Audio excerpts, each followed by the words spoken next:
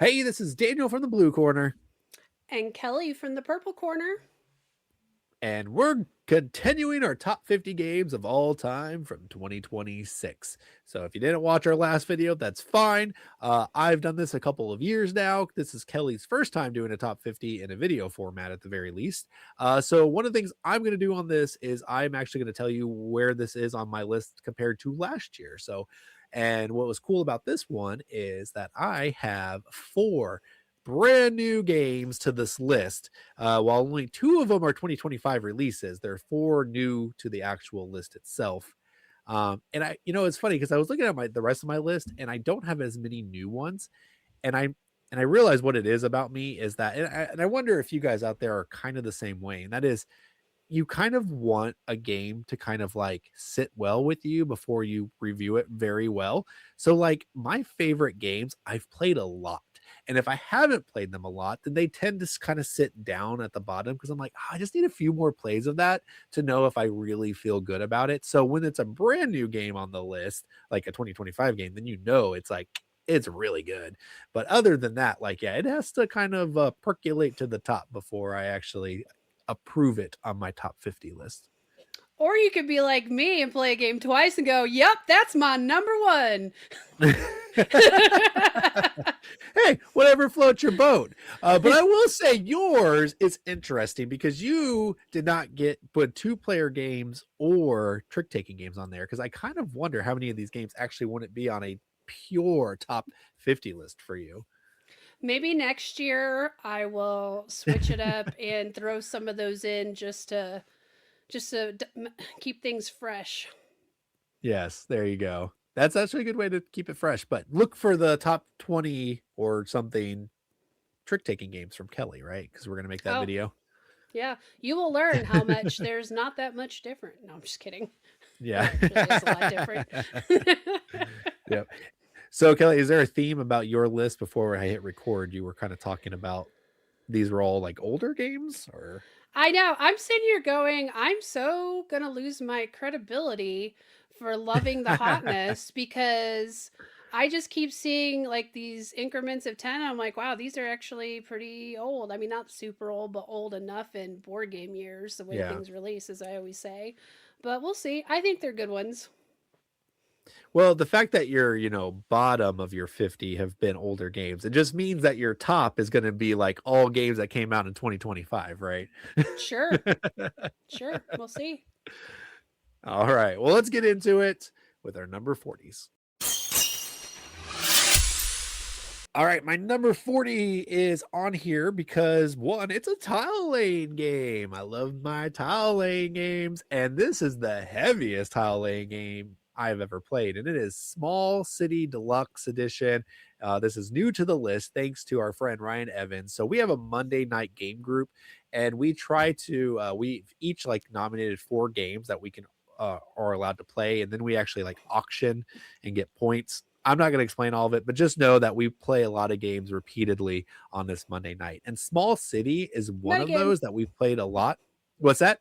I said metagame. You guys create a game on how you play games. It's It's crazy. great, and it's wonderful because we even have inflation because the points have to be divided equally. So if I bid five and there's three of us, that means two people are getting five, which means you round up. So there's point inflation as well. So, Bunch of nerds. anyways, it's great. It's a great system. It works well.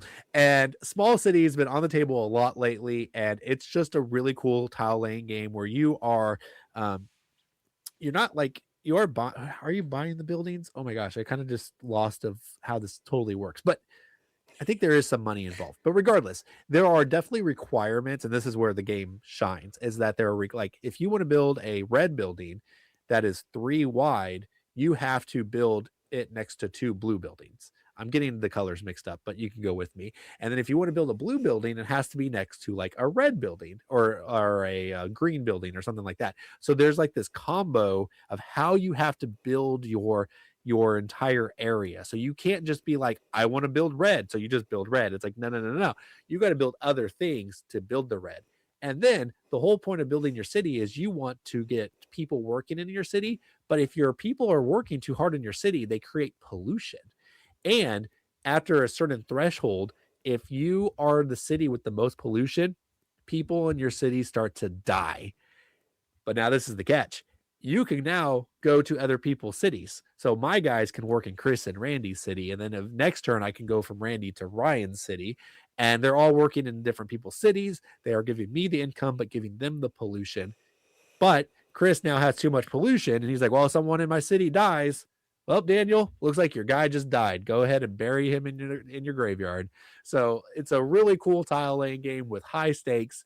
That pollution is also negative points, and it's really hard to like mitigate it too. So like at the end of the game, everyone's getting like at least negative 10 points, if not more. There's even one end of game scoring card that's like you score a bunch of points if you have like 60 pollution, which is insane because I'm like, how do you even like win doing that? But like apparently there's a polluting strategy. Also, nobody wants to come to your city if they're polluting. That means only your buildings are for you and not for these other people. So, So, three anyways, things. small city. So this is all about colors and Randy plays. Did they have icon friendly stuff? Because when you said Randy, I was yes. like, red next to blue, or you just let him cheat and go, you go ahead there, Randy. No, that's fair. No, it's like green is like the like houses. Blue is like economic centers, and they're different shapes and they're different pictures. So you can see like businesses on one and houses on another. So yeah, right. colorblind friendly for sure. But yeah, it's easier to just explain it by colors. So yeah, no, it's cool. Great. I love it. It's heavy. It's a thinker. It's small city. The way you described it, all I could think of is this sounds like Energy Empire. Pollution. I know. Yeah. I'm joking just because of the verbiage. Sure. Now the pollution is cool, but no, it plays completely different than Energy Empire. I actually have never really played much anything like this. Actually, what is plays most similar to is Foundations of Gloomhaven, which is the follow-up to Gloomhaven that like no one plays and no one ever did play. It's actually there's a lot of similarities to it, which now makes me want to go get it because like you can buy it for like $10. I might get it now. Anyways, I digress. Because you have had I was gonna say you have had your epiphany about the tile laying games and stuff, so maybe you would love it. I know. Now. I need to revisit it. So keeping a little bit on theme, mine is a dice / tile layer as well, and that is the Magnificent. It's it's I think one of those that didn't get enough love, or maybe it had a little bit more of a splash at the time, but you don't hear a lot about it. It's actually one I keep wanting to pull back out and play again. The art is done by a French artist. I can't think of who it is right now, but it's very unusual where it's got like a really dark black backgrounds and very vibrant colors. It's from the same makers of a game that almost made my top 50, which is Santa Maria. That's one that I don't feel got enough love either. But it's really cool because it's like, if I recall, if you pick more of the same color dice, you get more powerful actions, but you also have to be careful because you have to pay for your highest number. And you're trying to attract as many people to watch your show, so to speak, is the theme. I think it's like, what is it, like a circus soleil kind of thing? Yeah, magicians maybe. Or yeah, maybe it was magicians. But yeah, I always liked it. Yeah, I owned this game for a hot second. I never got it played, so I passed it on. I gotta admit though, and I'm surprised more is not said about this. This cover, while it is not what it looks like, it looks like someone in blackface. It really Are you serious? Does. Yeah. When you look at it, you can tell it's like a mask that has like a white outline and then like makeup like white above like their eyes. But it looks like because you even said like it looks really dark, but then there's like these vibrant lights.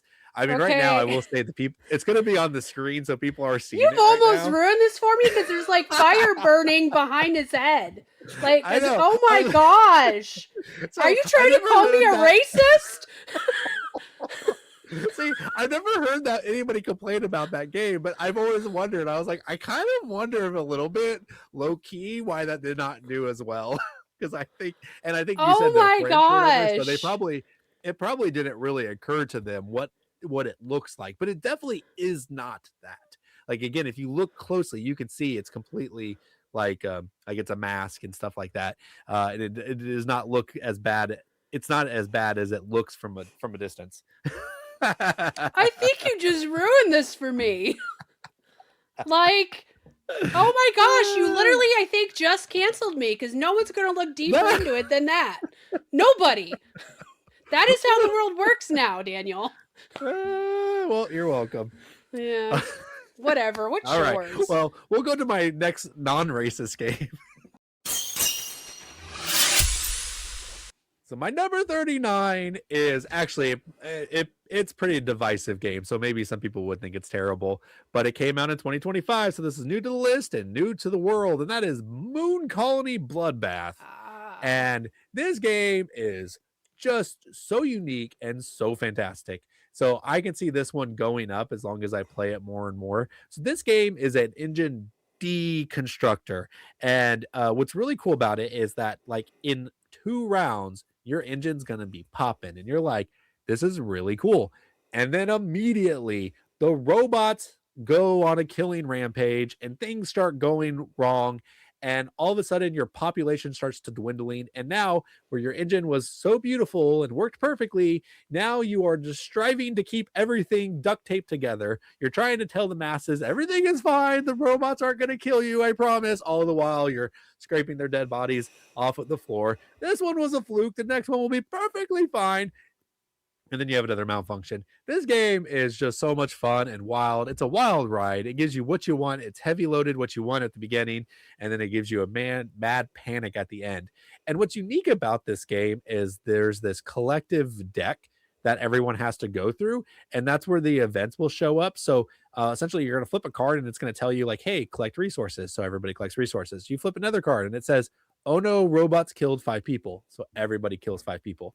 And then you have cards that you can actually throw in there to like actually do good things for you.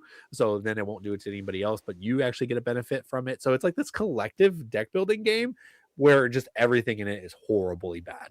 So yeah, it's a super unique game and I love it a lot. I'll give it unique. And let me tell you, the first time I played this, I wanted to strangle Daniel because Yeah. talk about a game. I was actually doing very well in the beginning, keeping Yeah. my population high. And then I've never hated robots more in my life. They just eviscerated my people. And it was fast and it was painful. And I really was like almost done with game night because it was just so awful. And then Daniel and John were like, I don't know if John was, but like you were definitely like, let's play it again. I'm like, what? Do it again? I don't want a second bloodbath. But I will tell you, you do need to play this at least 2 or 3 times to really get what he's trying to say. And I will say it was a lot more fun the second time, and I understood more of what to expect of what was coming, so I could plan a little better. But it's also like you can plan as well as you want. Stuff is just going to be random, which is Yeah. kind of, I joke, or I think I teased Daniel. I'm like, oh, randomness. Why don't you just play a dice Yeah. chucker? But it See, doesn't have the I'm bloodbath glad theme.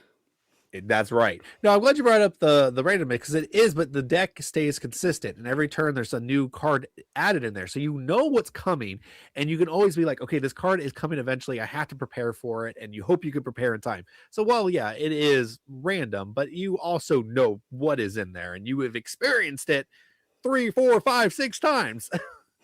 Yeah, sure did. So. All right. What's your 39? Is it less bloody than mine? Oh, mine's not only less bloody, but quite nostalgic, and that would be Project L Collector's Edition. The reason why I Okay. say it's nostalgic is everyone knows it gets compared to Tetris with the shapes and the colors. But I really like this one because it is one that is chill. I mean, there is a little bit, you're kind of just playing your own game a bit. But I mean, there is hate drafting in this. If you really want to be a jerk, you can take the tile that you know this one person is a perfect fit for their pieces. And I think I'm pretty terrible at the game, to be honest. I've learned that Yeah. spatial stuff is not my bag, but I love playing this game. It's one that I haven't even got to play as nearly as much as I want to, but every time I play it, I'm ready to play it again, which is one of my top things of how I know a game is fantastic is when I haven't even finished playing it or just finished playing it and I want to go again. Because once again, I am the queen of play it once or twice. So if I want to keep going, that says a lot about how cool the game is. And I think it's very easy to deliver. There's not a lot of decisions, but they're good decisions. And you know, you can really get your engine going, so to speak, and really get things moving with upgrading your pieces and whatnot. So I really like this one, and I actually backed it. They have another one in this series. It's not the same kind of game, but in the universe, so to speak. I'm forgetting the name right now. What's It's the another universe? project. The random shapes? I know, right? It is where more pieces are flying, just different. Yeah, no, this is a beautiful game. I played it with Andy. I thought it was fine. It didn't blow me away, but I can definitely see how somebody would enjoy that game. And it definitely, the deluxe edition is really like superb. Kind of a Zool like in those like chunky tiles, but they're all like slim and narrow. It's what we call the chef's kiss. Or what John likes to say, the French kiss. Oh, well, let's not talk about that. My next one is, sorry. So my next Oh. one is, last one was from, sorry. So my last game was from 2025, and this game is also for 2025. This was my number 1 and number 2 game of the year, and my number 1 game, which is 38 now, new to the list, is Fliptoons. Mm. I think this game just is uniquely fantastic. Fantastic is my word. Apparently, I've been saying that a lot. It is you're essentially building a deck of cards that you're trying to keep to a small amount, and then you're just gonna flip over 6 cards, and whatever order they come out is the order in which you're playing them, and you're just trying to generate 30 points in one round. So points are also money. So whatever you flip over, you add them up and you get that much money. Then you buy new cards or you take cards out that you were already playing. And the theme of this is just silly. Apparently, you're like making a TV show, uh, and you're trying to find the best cast you can. And they're all these like noodle arm characters that look like Cuphead or Steamboat Willie. So I love the theme of it. It looks really cool. But like that just precise engine building just gives you that feel like Challengers was trying to do. It essentially gives you like this mini deck building experience, and you're manipulating the probability to see what will flop out of there. And I just think it was so much fun. I've played this game just so much last year, and every time I played it with people, it was enjoyable. They liked it. They wanted to play it again. They wanted to run it back because the different variations you could get and the different strategies that could win based on just these 6 cards that you flip are just so wildly vast and unique. And I'm looking forward to the expansions for this game, which I think will keep it alive and keep it very exciting. So I think this game will probably, I think it'll probably stay in this area. It'll stay in the 30s. I can't imagine it going up much higher, but I also don't see it like dropping off the list either. So my 38 is Fliptoons. Yes, this is the game when we realized Daniel was a fake man who doesn't like small box games, but you Hate know, them. this ended up Hate being them. his biggest one of 25, as he said. Game of the And year. yeah, he's a fraud, and I just have lost all respect for him ever since. So I'm sure the No, next one's a cozy game for you. no, I could definitively say it is not a cozy game. I don't think I have cozy games. I mean, maybe one of Mm-hmm. these could be, which I know is a crossover with you. Oh, this is a Ooh. great time to talk about our crossovers. I Oh. predicted 10, Kelly predicted 5, and we've had 2 so far, but none in this list. So we How do you know? We haven't well, finished so it yet. far. So Oh, okay, so far. far. Oh, well, I'm okay. No, you're fair. You're fair. You could actually be secretly having Moon Colony Bloodbath on your list. So that's fair. Oh yeah, totally. All right. So what's your 38? Is it going to be a crossover? I don't believe so. You may own it though, and that's the Quest for El Dorado. I Oh, think I do really enjoy this game, but it is not on my list. okay. I believe this is considered like a racing game, but not in the Yeah. typical sense of how we use that term, in my opinion. It is a bit of, it's a mini deck builder too. You are, you know, creating your deck of cards to try to race through as efficiently as possible through the board. I love this game so much. And it's so much variable play, not with the different cards you can play with and the different modular board and setup. And just every time I play this, it's once again one of those I'm ready to play again. And I think sometimes I have because it doesn't overstay its welcome. You can actually get several plays in, and they're fun. Yeah. The only thing I'm going to say about this one is that you said it's kind of a race game and kind of a deck building game. No, this is a deck building race game. Okay, You win by okay. crossing the finish line, and you cross the finish line by collecting cards. I guess for me, it's because most race games I've seen look like a track and a circle, where Sure. this has more of the different squares and boxes and the modular Yeah. part. But I don't play a lot of racing games, so I guess to me this felt a little Yeah. different because I'm not typically a fan of racing games. So for how Yeah. much I I mean, you're love right. this one, It's not like a race car and a race track, but like I well, call sure. Lewis and Clark, which was on my last 10. I call that a racing game, and it's just racing down the river because it's like the finish line. If there's a finish line in the game that you have to cross, then it's a racing game. It may not be Okay, about fair, racing, but it's a racing game. fair So enough. no, this one's a great game. I like it. I don't know why I've never acquired it because I think if I played it more, it could be on my top 50 list. It is really good. And you know what's funny about this game is like a low key, like everyone loves this game. I look at a lot of top 50s of or top 100 lists. I watch these things a lot, and I feel like every single show will have a race for El Dorado on there. Like, well, at least one person on the show loves the game. So, Although I almost forgot to mention something that grinds my gears about this game. So oh, I have one of the first printings, and then I got the expansion, which was very hard to find. Well, what did they do? They re-release it, different artwork, and then now they had two yeah. expansions, which I can't remember if they ever released the second one on the old. It might have just been with the new edition. So once again, I'm not going to get rid of it. So I will never know unless I Yeah. play someone else's copy because I'm old manning on this one. I'm not changing. Yeah, and that new art is fire. It's really good. So. Whatever. All right, my number 37. I forgot Kelly made some. Oh, she said this was going to be a cozy game. This is not a cozy game. This is a very stressful game, and it is Heaven and Ale. What? This game, yes, I love As this much game. I as know you this made is fun of Andy, or was that John? I can't remember. no, it was John. It was John. I've always enjoyed this game.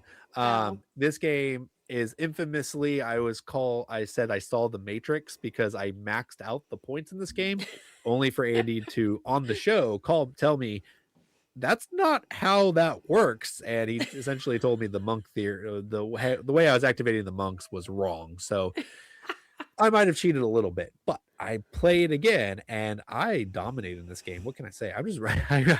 When I played by the rules, I still did really well, like That really, is really well. so So, ironic, anyways, by the way. That whole yeah. statement is so What? ironic. Oh, Andy I telling know. you how you got a rule wrong and you cheating? I know. Right. Well, I'm pretty infamous of not getting rules correct. I might be a good teacher, but I may not know the rules. That's the problem. That's the trade-off. Andy might know the rules, but he's a bad teacher. Let's see there. All right. But let me tell you about Heaven and Ale real quick. So this is a rondelle game. So once you've go like essentially you can go wherever you want to on the track, but you can never go backwards until you hit the finish line, and then you got to wait for everybody else to come. And then when you're getting a resource and you're either putting it on your dark side or your light side, if you put it on the dark side, then you're generating money. And if you put it on the light side, you're generating resources. But when you place on the light side, it's double the cost. So if I get a 5 tile, I have to pay 10 for it. If I put it on the dark side, it's going to give me money, but I only have to spend 5 for it. But you win by generating resources. You need to move it up the track, and then your brewmaster has to move up as well too. And then whatever resource you have the least amount of, you have to then times it by where your brewmaster is, and that's your point. So this is a game about getting all your resources pushed up the track kind of evenly so that you can kind of score your best on there. So I love this game. It's definitely a favorite of Andy's, but I like it a lot too. Yeah, with the theme and the way you're describing the light side versus dark side, they must not have been able to afford the IP of Star Wars. It would have worked. Yeah, maybe, but it's very much like generating resources and generating money. I don't know how you could have done the force with that, but maybe somebody creative could have done it. All right, what's your 37, Kelly? Okay, so my 37 is kind of another type of palette cleanser. Definitely very luck driven. It's Port Royal, but the big box. And I Okay. barely got to taste all the variations of this, even though I have the big box. But if you're going to get the big box. You want the more, right? But the big box is like this big. It's not that big.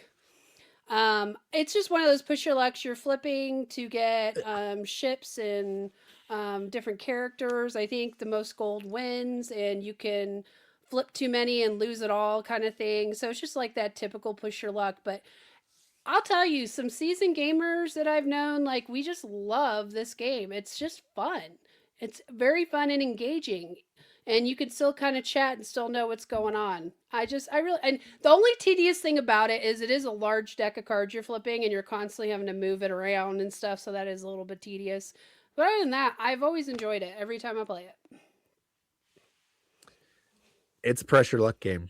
It doesn't matter how many bells and whistles you put on that bad boy, it still sinks. Whatever, Inca Gold. Yeah, that's a little different because you can control it. I could explain that one.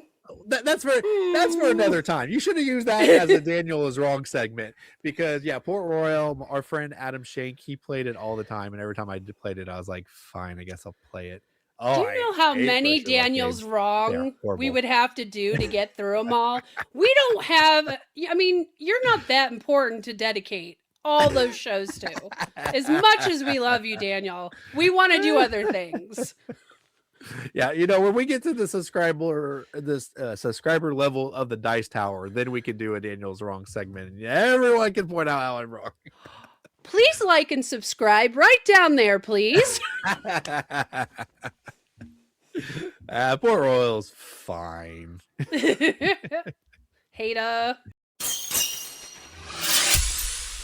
All right, next on my list. I didn't say this last one. My last Heaven and Ale was 23 before, so it dropped a little bit, but it's still pretty much. I still like it the same.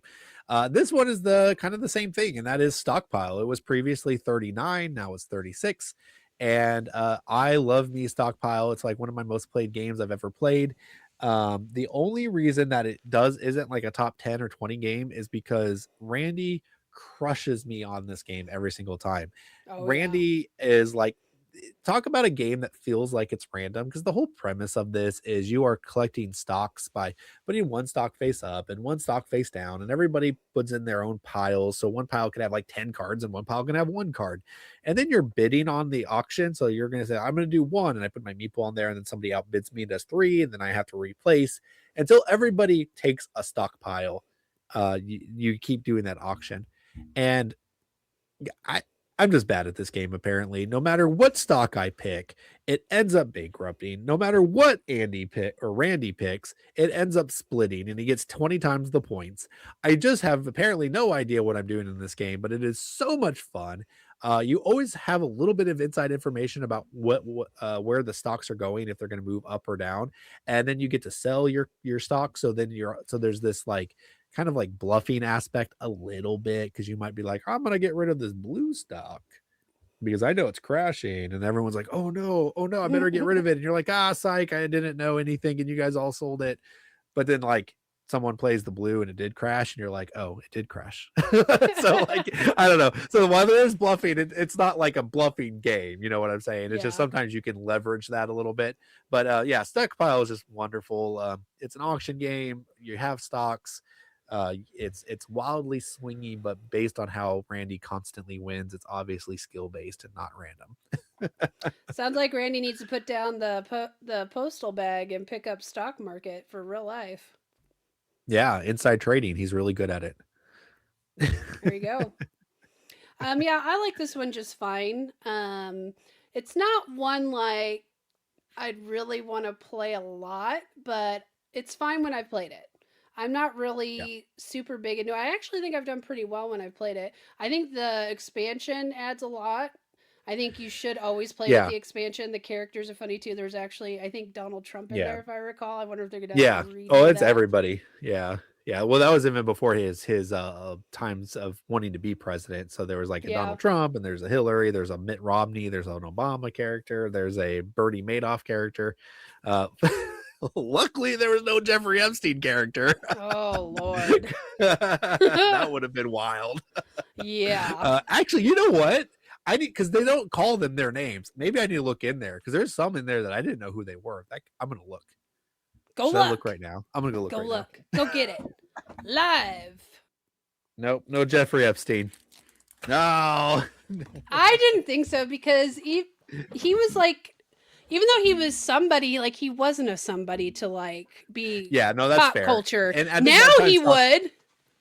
Yeah, well, and that by the time this game came out, I think he was already arrested once for doing bad things. So like it probably would Oh, have been a little wild to put him in there regardless. So should have known that. But yeah, anyways, no, you said play with the people. I actually don't like the people are fine. It's the dice. The base game doesn't come with dice, so you need to have dice to generate like how the stock is going to move, and it makes for a more dynamic game. So that's the one expansion that's like necessary. So agreed. all right, well, what's yours? Let's see, where are we at? 36. We're at So 36. this one is, I think, another one. Unfortunately, I think it's already hitting bargain bins and not talked about enough. Is Brian Boru. I love this game. Ooh. It's got several things that I love. It's got light trick taking. It's got area control, and I always like the trick taking in it too because you get a benefit for playing off suit. You know, you can gain resources that way. It's got the holy track, I think, where you want to have I forget what they call it. Do you remember, Daniel? I You can don't. play. I've Yeah, only played it a it's couple been a little times. bit, but yeah, it's got the different tracks. So there's many different ways to win. You can go different routes. I mean, obviously, you got to be in on the area control. You can get slaughtered really good if you're not keeping up with the Joneses around there. But there's a couple alternate tracks with like the military and like the church area that can kind of help swing things too. So you do have to have a fine balance. But I love everything about it. Every time we play, we have a great time. It's one that John, me, and Chris have played quite a bit. I actually feel like it might have been Chris who found this game, if I recall, and then John and I both bought it afterwards. Yeah, this is John's number one game of all time. I think it's fine. I can see why people like it. I don't understand why John likes it, but I do understand how people could like it. I actually think there's a little like they like it in spite of me because when it first came out, I was like, this game is one and done. Like people are gonna play it, they're like, that was cool, and then they're gonna move on. And Chris and John were like, no, no, no, no, this game is gonna be great. It is so good. So like both of them are like, oh yeah, this is the best game ever. And I'm like, yeah, you see no one talking about Brian Boru. This actually makes sense that it's John's number one, actually. I no, it doesn't. Like maybe gameplay wise, but he's so a thematic guy, and it's like a trick taking area control game. It's like okay, No, I just, yeah. sure. Well, he's always kind of his own man. John just doesn't Yes, care what everybody else thinks or likes. It's what John likes. that's true. That's what That's true. matters. He's And a he'll wild stand by card. it. He's a He won't madman. waffle. He won't waffle. All right, my next one pretty much didn't move either. Previously was 37, now it's 35, and that is Skyrise. This game Ah. is about area control, but it's also an auction area control game. So what's really unique about it is you have buildings that have different numbers on them, and everybody has a different number as well. So like the you get like 15 buildings, and they're numbered between 1 and 113. So obviously there's a lot of skipping. And essentially, you put down a building, and if somebody wants to get an area next to the one that building is, they have to play a higher building. And you keep going. So, what's really unique about this is where the auction starts is never, unless you do some like weird things to where nobody can outbid you. But normally, the where the auction starts is not what you're actually bidding on. It's going to bid on, you're actually going to get whatever is later down the road. So, this game is just really clever. Really, nothing else like it. There's end game scoring that kind of gives you direction on like, should I go this, like, do I want to build here or there? Also, there's resource chips that you collect. And like, if you land on a brown space, you might get a green chip, and now it says for every green area you control, it's now worth more points because you got a green chip. But you had to place on a brown space to get that green chip. So you're always kind of like trying to find the optimal, like, I control a lot of browns, so I need to go find the brown chips, which incidentally is making me control a lot of yellow. So maybe I need to also find yellow chips. So there's a lot of stuff going on in this game, but ultimately it's an auction area control and it works really well. You That is look so funny. confused. Have you played this game? No, I was actually thinking of what I was going to say, because when this first came out, Ryan has the big pimped out version Yeah. that's apparently everybody envies because you missed out. I think if you didn't get the Kickstarter, I don't think they released it anywhere else, is my So understanding. yeah, but yeah, so two things about that. One, there's like a plastic board that I actually don't like. I'm okay with the normal board. But the buildings are all unique. But even without the deluxe edition, you get like different size cylinders and it still works. But the Sure. deluxe buildings that are unique are super cool because they're like really unique buildings and they work when they're upside down or right side up. So it's just kind of a cool thing, but But yeah, I it don't was need it. always I'm one okay that with basic. everybody talked about. All I could hear is John talk about this game, and I didn't get to play it. And then finally, I think I played it with him and Andy, and it is fantastic. It's a great game. Oh, It's actually not on my list, and only because like my list was hardcore for me. Like literally could do a top 100, but I had to make 50. You know what I mean? That's literally how I felt. Like there were so many games that I felt I wanted on my top 50, like Skyrise, yeah. but I had to only have 50. You can't have them We all. should have done the 100, Kelly. I thought you just wanted to do 50. Next year we'll do our top 100. Sounds good to me. Let's do it. Yeah. Let's see. That was your 36, wasn't it? 35. Oh, that was 35. your 35. Okay, it's me. Okay, so fun. I got to start almost with the funny story, but I'll tell you what the game is. So Hibachi is my 35, and here's the funny Okay. story about this. So at Geekway, there's a game that's out of print that my friend Joseph always likes playing, and when we went, he'd always uh, take that one out of the library. So we finally played it this last year, and it's awesome. It's a dexterity game. I'm usually not a dexterity person, but you have these recipes you're trying to fulfill. You got to collect the recipes. You got to throw disc within a certain board and try to land on the ingredients you need. And then there's some special abilities.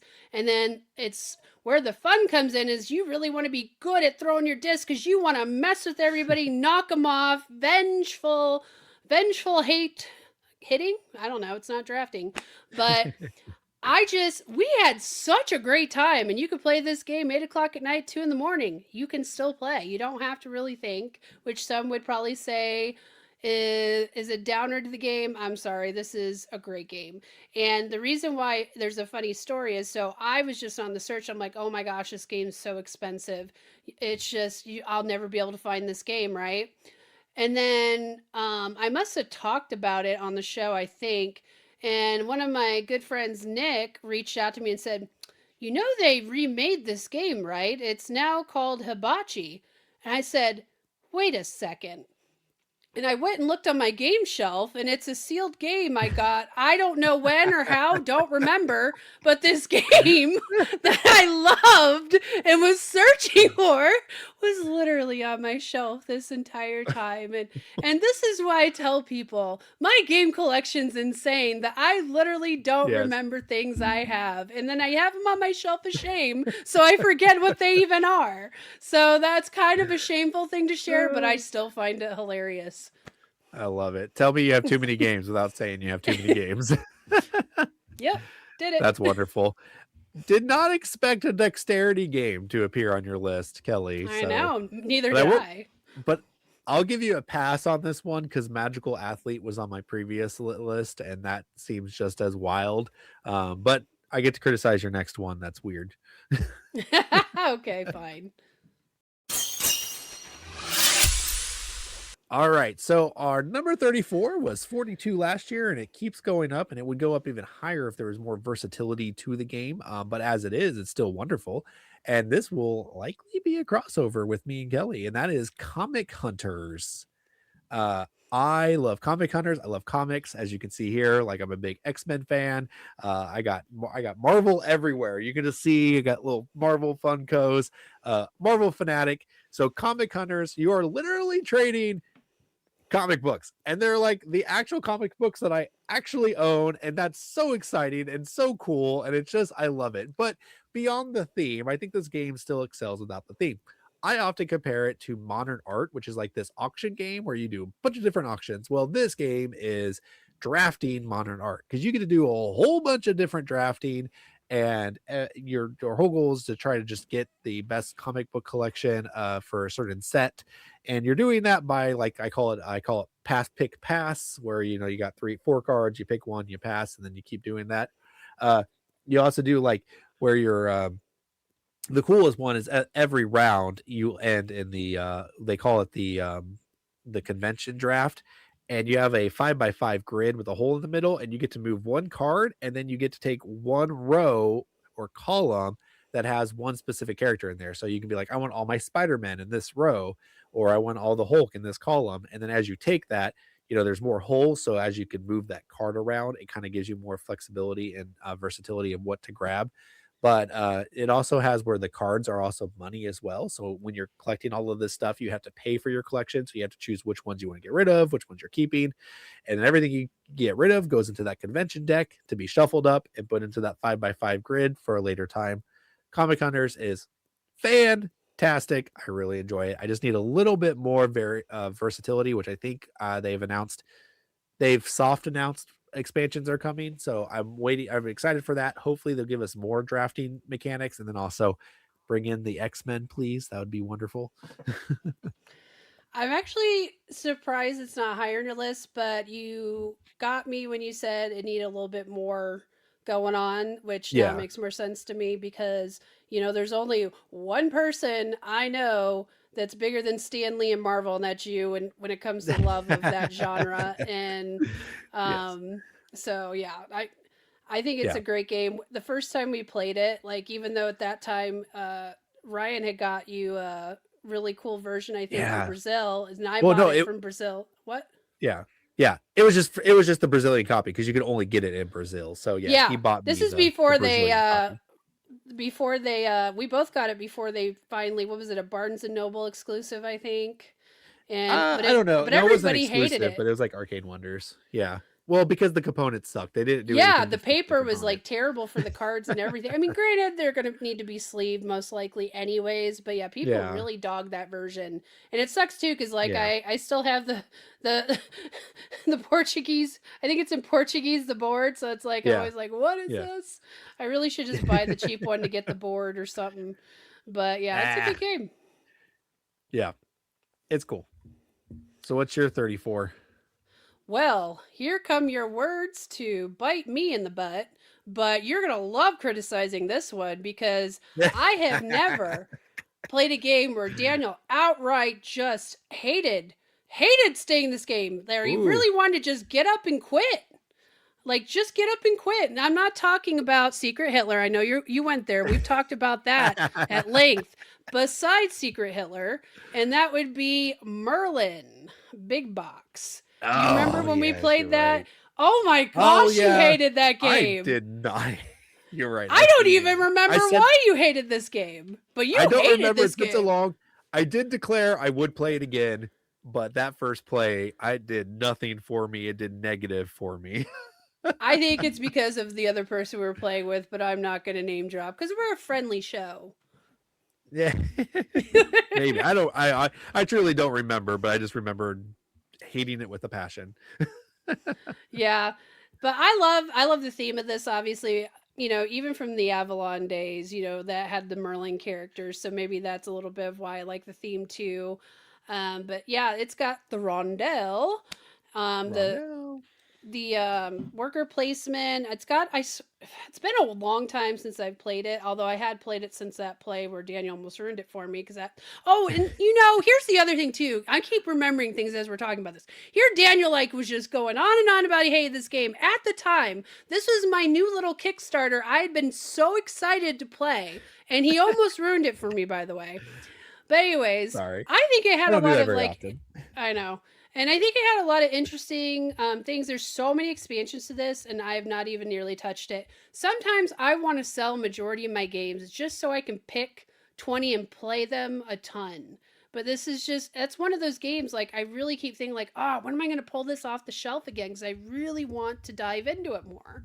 So I do think, though, it doesn't have as much attention either. I think it's one of the ones that just probably wasn't good enough to be one of the biggies. But I see it. I still see it Yeah. around. Unfortunately, you do see it, at flea markets off and on. But I don't know.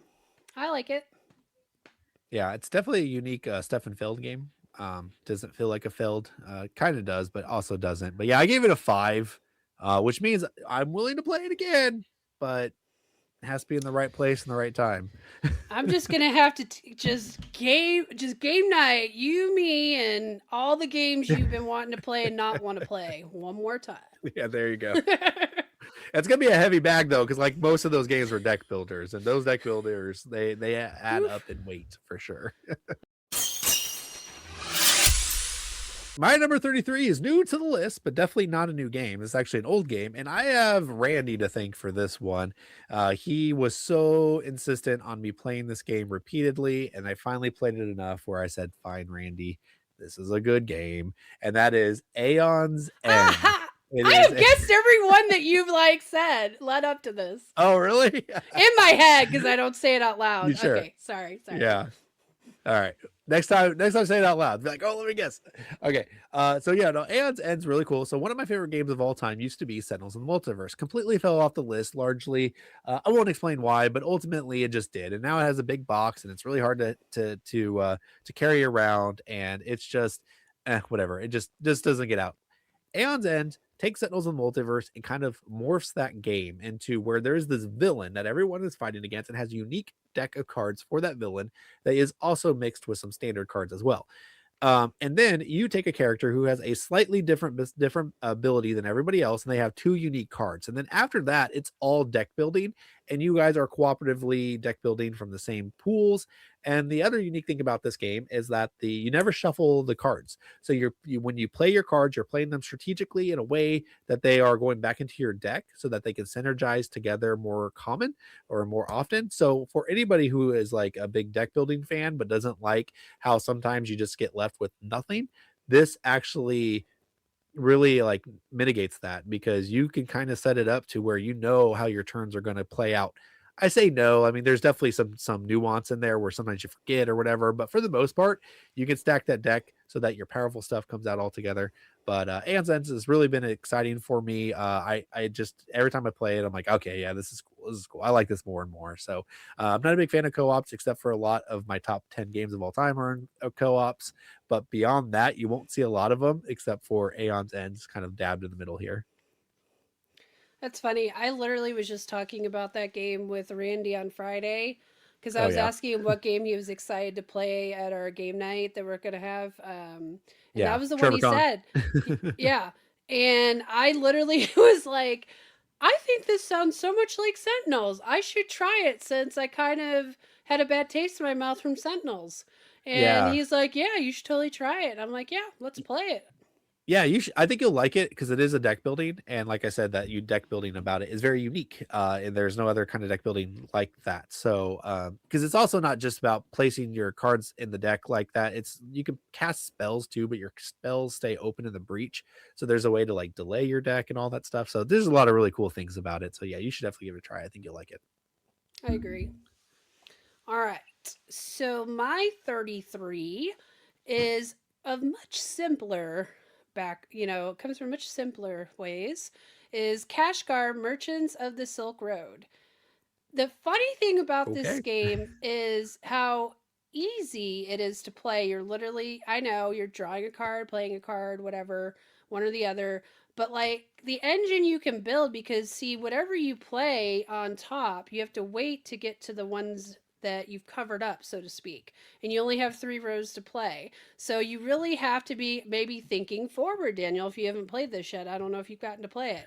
But you do have to kind of have a strategy and think ahead of what you're going to be doing because you're only going to get around to certain cards so many times. Yeah, it's cool. I think I've played it once. I think Chris stumbled upon this game, which is funny because it's like such an old looking game, but I don't think it's actually that old. I think it's like 2020 or Mm-mm. something like that. But Yeah. it looks like a Chris game though. Oh, yeah. Chris loves it. So does Ryan, believe it or not. Yeah. Not the Yeah. people I would have thought. I ended up playing with them one time. I really don't remember anything about the game, to be honest. So I'll just take your word for it that it's 33 worthy. Oh, it is actually from 2013. Oh, is it? Okay, well there you So it go. is It it is is an an old older man game. Chris game. Haha, knew it. I joined them. All right, my 32 was 86 last year. Also caveat here, I listed my games for like 1 to like 116, but I only released a video of 50. So that's where the above 50 are showing up. Anyway, so my city showed up on there. Oh, I didn't say that. It was 86 this year. This year, it's last year. It was 30. 86 last year, 32 this year. It's my city. And this is a legacy game, tile laying game. Again, I've discovered I really like tile laying games. I've been playing this through with my family, with my, you know, now 13-year-old, my soon to be 11-year-old, and my wife. And we've had a blast playing this game.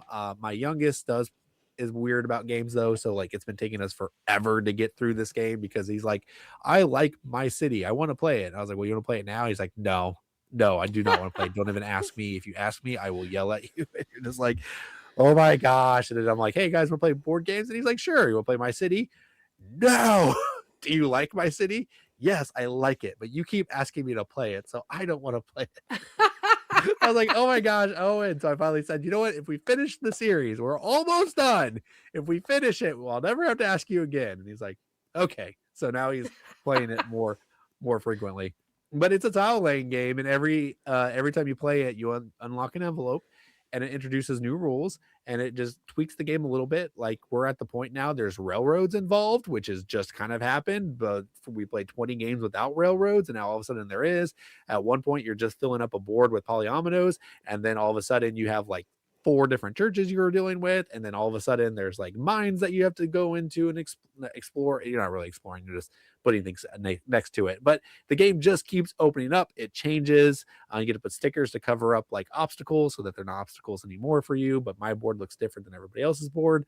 And yeah, my city can't not recommend it enough, especially if you have a family that likes playing games. I think it's wonderful. But even with a gaming group, I still think it would play well. So this is an unexpected crossover, although for some Oh, reason, or no, you know what? I apologize. It's not on my list. I just own no, no. it.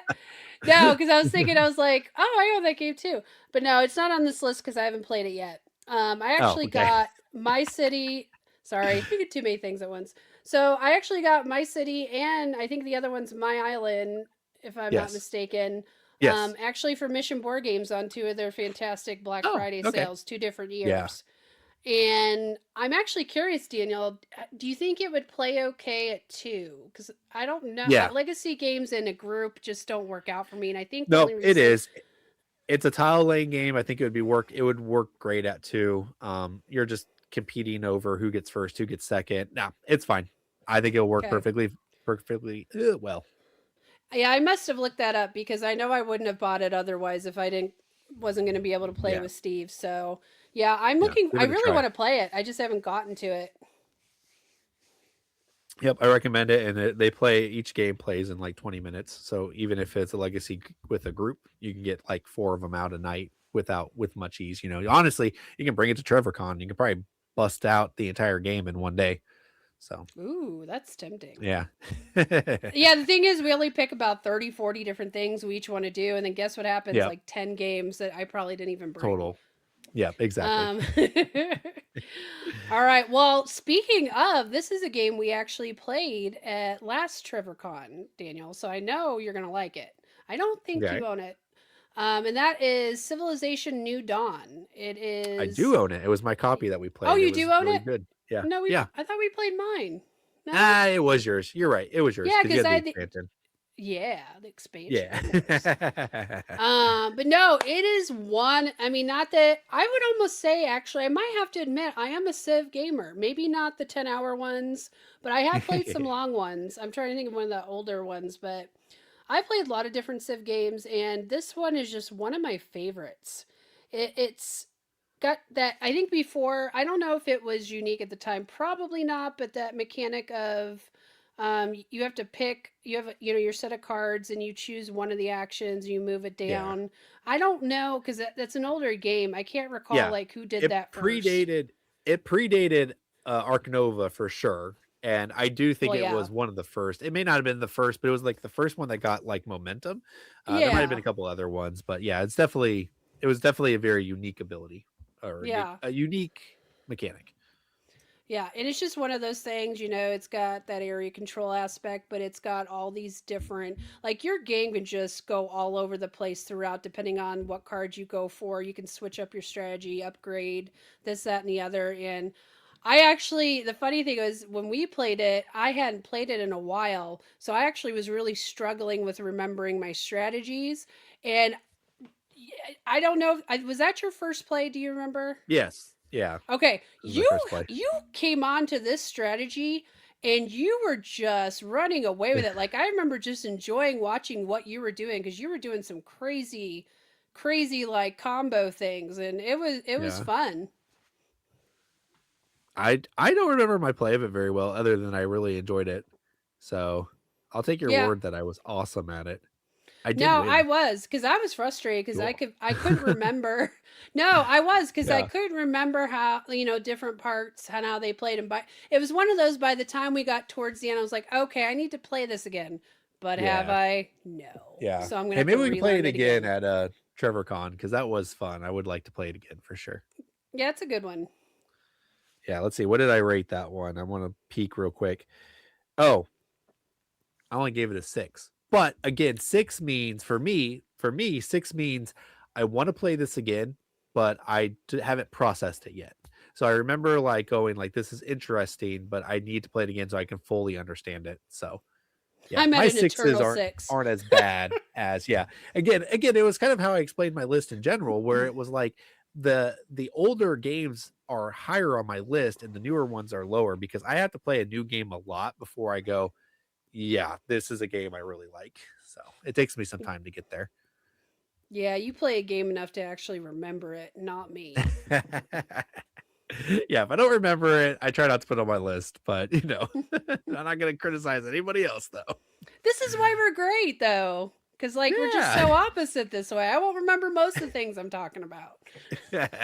You won't even remember you did a top 50 list next year. Like I did. Probably.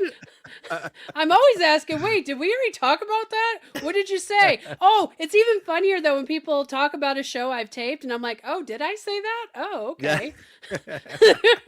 I know. It's funny. I watch them like 5 times because of the editing. So I remember everything. Yep, that's for sure. All right, so the last one for this list is a game that has been high on my list before, and it's still high. It's 31, which is good. But previously it was 21, and that is Tzolk'in, the Mayan calendar. Tzolk'in is just a really unique worker placement game. You are putting your worker on a gear, and you can put out as many workers as you want at any one time, but you have to pay more essentially for every worker you put out there. So you can like really optimize your turns by putting a bunch, or you can take all your workers off, or maybe one worker. No, I think it's all your workers off the board. So the reason you're placing them and then taking them off is because you put them on these gears that rotate, and every time they rotate, the reward you get is better and better and better. So you're trying to bid your time to get that rotation to happen exactly where you need it to be so that you can pull them off. Because if you run out of workers, you have to pull them off as well.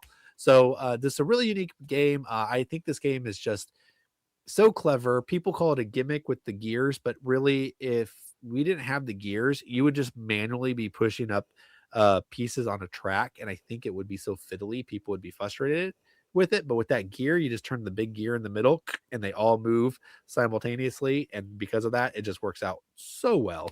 So Tzolk'in is again probably a top 10 game at one point for me. So it has been falling, but it's still pretty wonderful. So So, one of the things I love about that game is exactly what you said. Like, I think the gameplay is very tight, too. It's like you won't yeah, get to do all tweet. the things you. Yeah, tweet. You won't get to do all the things you want, and you better be careful because if you mess up, it's kind of brutal because it's hard to catch up, in my opinion. But let me just say, a little off topic of gameplay is I feel like you can't own that game unless you've painted the wheel. Because once I saw it painted, every other copy is inferior and I don't like Yeah, looking at it. So I need, that's fair. now that Chris has gotten me into painting, I want to paint mine so bad. There you go. Yeah, and with the dry brush technique, it'd actually go really quickly too, because it wouldn't take much. Like some people make it look like just like wow, but like you don't even have to put that much effort into it to make it look really good. And that's what I'm about. Yeah, there you go. A little effort. Yeah, I say that, but I'm obsessive perfectionist, so I doubt it. But Yeah.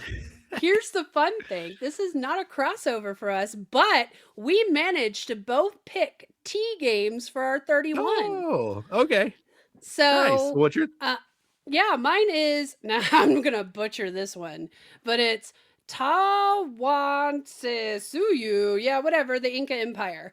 Like, I don't know whoever can pronounce that game. You're going to just have to show the picture because I don't know if anybody's going to know what that is. But it is considered one of the T games, and this game is like robust in what it does. It's like a Civ game. It's got economic, it's got area majority, open drafting, pattern building. It's kind of like Tzolk'in on steroids in a sense, but obviously it's its own game. I was introduced to this actually in 2020 when it came out. I think I bought it immediately and got a few plays in then, and it's always the one I'm dying to play, but not don't always have the time for. I actually think, yeah, I did get the expansion, I think, that I've not got to play yet. Shocking. But this is one oh man, I can't wait to play this again. And I think most people I play games with would play it with me too. I just need to bring it out. Yeah, is this your highest T game? Um, Or I is that a think spoiler? so. I think it is. The And I only think other T game I played was the one that Teo oh gosh, I could say it now I Teotihuacan. can't. Teotihuacan. Teotihuacan. Yeah, Yeah. Teotihuacan. That's the only other one I played, and I wasn't that impressed. So then that made me not want to play any of the other ones, other than Tzolk'in. But Tzolk'in feels so different than those other ones too. It's definitely a really unique game design in comparison. So So I agree with you because the other T games like Teotihuacan I hate. I don't okay, understand why people love that game. yeah, I actually did play it a lot because I had a friend who loved that game, so I played it to oblige him. But I just don't like it. I don't get it. Um, this one that I did, the Inca Empire, I actually think you might like it because it's more in the realm of Tzolk'in, even though it is its own game, and I okay, could say it's deeper too. It's a little bit heavier version. Let me see, what's the weight on this one? This one's like 4.09 of 5, so this is definitely a heavier yeah, type of game. But yeah, the other two, the that one, and there was that other T one. I can't think of what it's called. I think Ken played it once at a game night. And who was it? There was a lot of people that sat down that game. I was surprised, but I didn't end up getting into it, and I was really glad I didn't because it just looked ah, bonkers, yeah. bonkers of what you had to do. That's how I feel about all the T games, and it's like I like me a good heavy game, but sometimes there's so much coming at you that you're just like, did it really need all of that? And the T games look like that. There's just so much that you're just like, I don't know, like I don't know. Chris is the proponent of this. It's like it needs to be crunchy, but it shouldn't be bloated. And I feel like the T games just look bloated, so I don't. I try to avoid them. So Maybe this one will change your mind. We'll see. maybe it will, but it's gonna be a hard sell to get it to the table with me. The other ones that you've mentioned, I'm like, oh, I'll play that one. Sure, I'll play that one. This one, even if it was on the table, I'd be like, I don't know, is there something else being played? The guy that'll play a train game for 8 hours, but no, the princess game he'll try, Yeah, that's not right. this tea game. You're just Nope, this not the is T why game. you drive me crazy. You make no sense at all at any time. I make more sense than John, and that's all that matters. Well, I guess I could give you that. All right. Well, that was our 40 through 31, guys. It was fun to talk about these games, but the next 30 are going to be even better. I think Kelly and I are at a total of 3 crossovers. I don't think we had any crossovers on this. No, I had one. I had one that I know will be Comic on your hunters. list. So Oh, yeah, so I think so I think we're at 3 total, 2 from last time, one for this time. So we'll see if we get to the 5 or to the 10. So I think we have 10. You're shooting for 5 though. We're Oh, getting we're gonna close blow to past 5. it. I'm getting a little We are. nervous. Yeah, we got 3 more lists to do. So, all right. Well, there you go, guys. Join our next one. It'll be released soon. Unless you're watching this 5 years from now, then it's already out there. So, click on the next one. But until next time, Yeah. we'll see you Around the around the board. board.